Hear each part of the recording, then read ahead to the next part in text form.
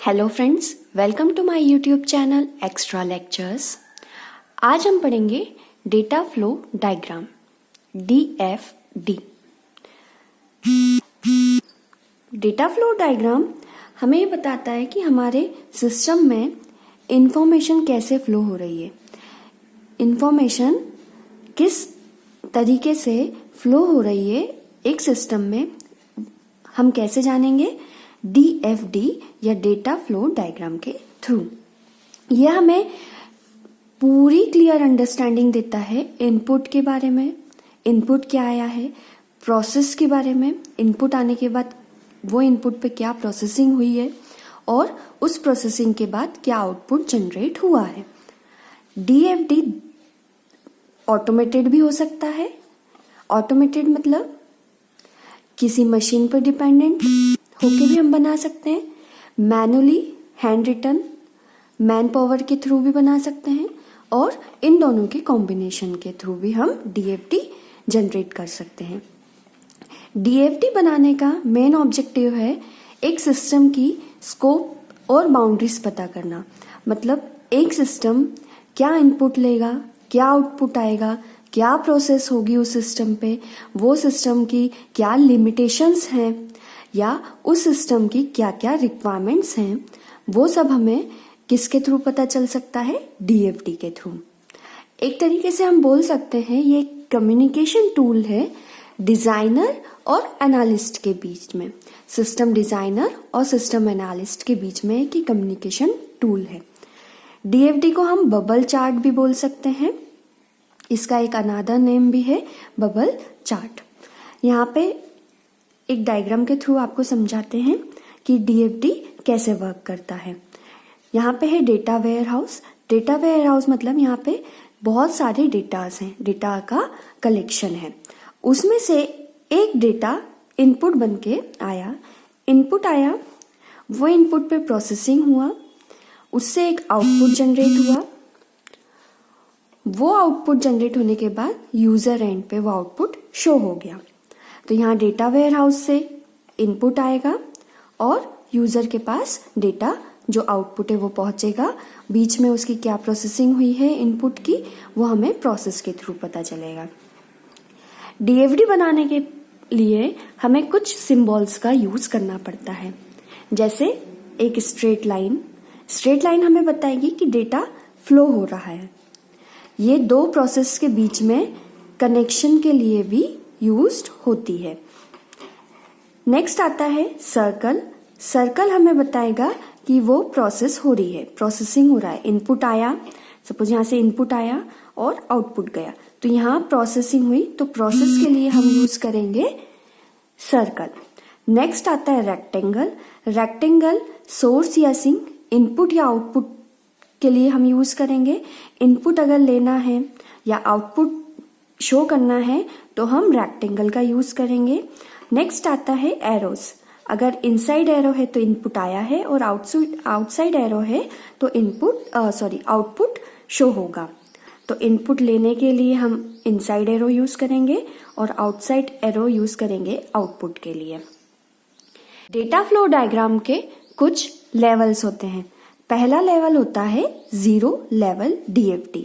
इसे हम fundamental system model या कॉन्टेक्स्ट डायग्राम भी बोल सकते हैं।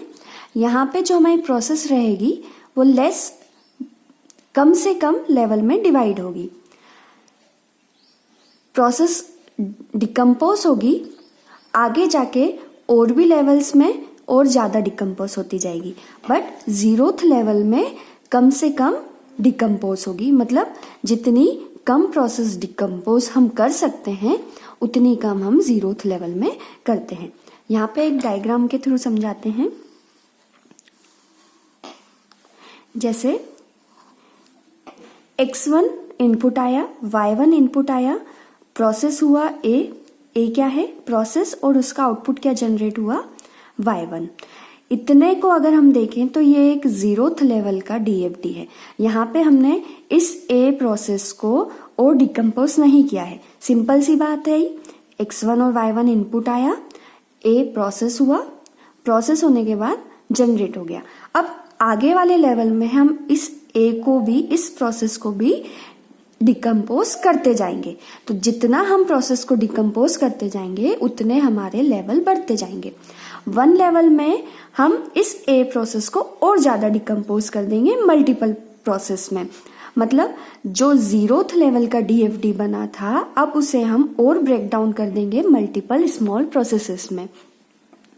जैसे ये एक प्रोसेस है ए, ऐसे ही एक ये बी प्रोसेस है। 2 प्रोसेसेस हुई, छोटी छोटी प्रोसेसेस में हमने इस सिस्टम को, इस प्रोसेस को एग्जीक्यूट किया। उसके बाद यहां से x1 y1 से ए प्रोसेस हुई, y1 जनरेट हुआ। x2 y2 से बी प्रोसेस हुई, y2 जनरेट हुआ। ये कैपिटल Y है और ये स्मॉल y थे। फिर y1 और y2 इनपुट आया, C प्रोसेस हुई, उसके बाद Z1 जनरेट हुआ।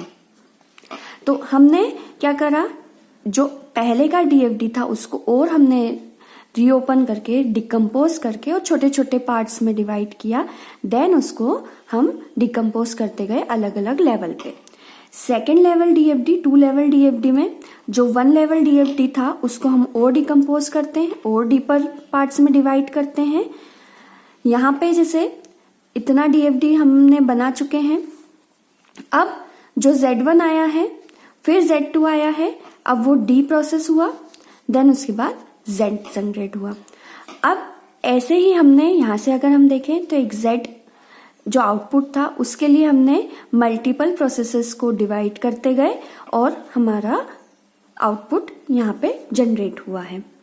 ये हमें जो सेकेंड लेवल डीएफडी है, 2 लेवल डीएफडी जो है, ये हमें डिटेल्ड बताता है उस प्रोसेस की, उस सिस्टम की क्या क्या रिक्वायरमेंट रही है। तो अब हम डीएफडी का एक एग्जाम्पल देखते हैं। यहाँ पे एग्जाम्पल है सुपरमार्केट का।